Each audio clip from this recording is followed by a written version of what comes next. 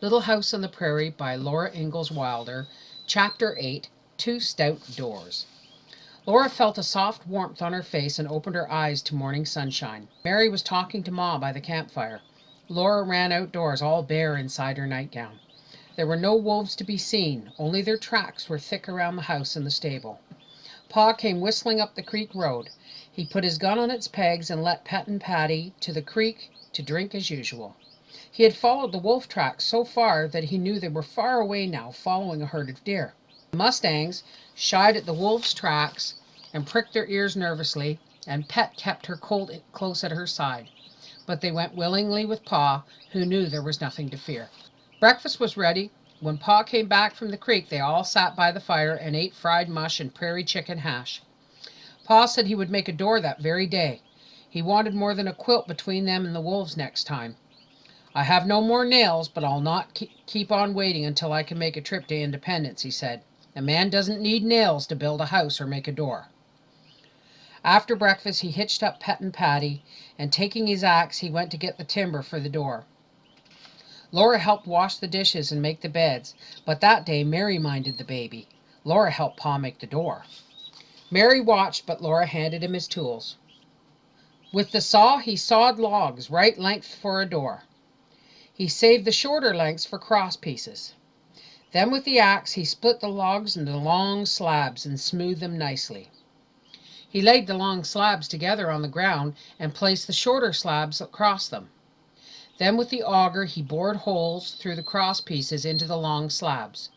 Into every hole he drove a wooden peg that fit tightly. That made the door. It was a good oak door, solid and strong. For the hinges he cut 3 long straps. One hinge was to be near the top of the door, and one near the bottom, and one in the middle. He fastened them first to the door in this way. He laid a piece of wood on the door and bored a hole through it into the door. Then he doubled one end of a strap around the little piece of wood, and with his knife he cut round holes through the strap. He laid the little piece of wood on the door again, with the strap doubled around it, and all the holes making one hole. Then Laura gave him a peg and the hammer, and he drove the peg into the hole. The peg went through the strap and the little piece of wood, and through the strap again into the door. That held the strap so it couldn't get loose. "I told you a fellow doesn't need nails," Pa said. When he fastened the 3 hinges to the door, he set the door in the doorway, and it fitted. Then he pegged the strips of wood to the old slabs on either side of the doorway to keep the door from swinging outward. He set the door in place again, and Laura stood against it to hold it there while Pa fastened the hinges to the door frame. But before he did this, he made the latch on the door, because of course there must be some way to keep a door shut. This was the way he made the latch. First he hewed a short, thick piece of oak. From one side of this, in the middle, he cut a wide, deep notch. He pegged this stick to the inside of the door, up and down and near the edge. He put the notch side against the door so that the notch made a little slot.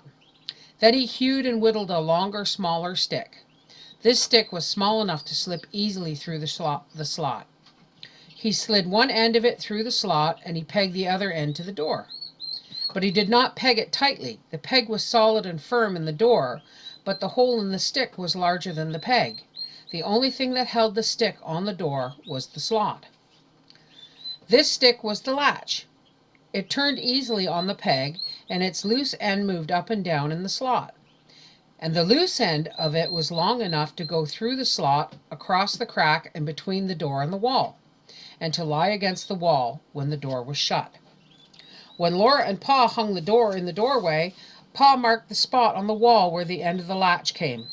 Over that spot he pegged to the wall a stout piece of oak. This piece of oak was cut out at the top so the latch could drop between it and the wall.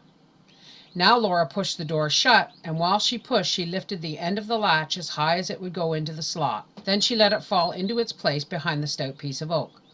That held the latch against the wall, and the up and down strip held the latch into its slot against the door.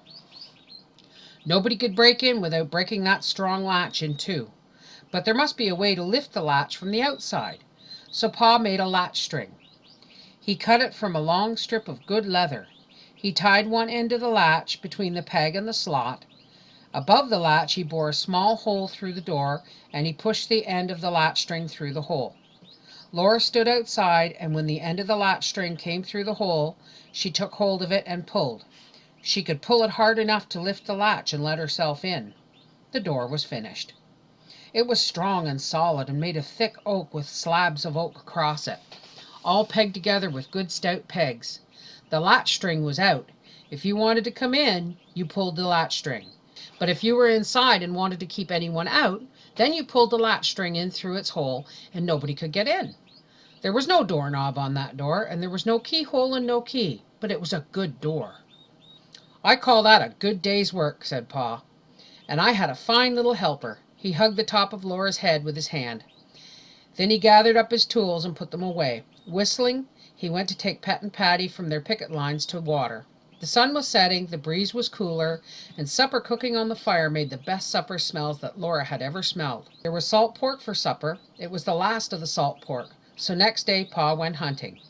But the day after that, he and Laura made a barn door. It was exactly like the house door, except that it had no latch. Pet and Patty did not understand door latches and would not pull a latch string in at night. So instead of a latch, Pa made a hole through the door, and he put a chain through the hole. At night he would pull the end of the chain through a crack between the logs and the stable wall, and he could padlock the two ends of the chain together. Then nobody could get into that stable. "Now we're all snug," Pa said. "When neighbors began to come into a country, it was best to lock up your horses at night, because where there were deer, there will be wolves, and where there are horses, there will be horse thieves."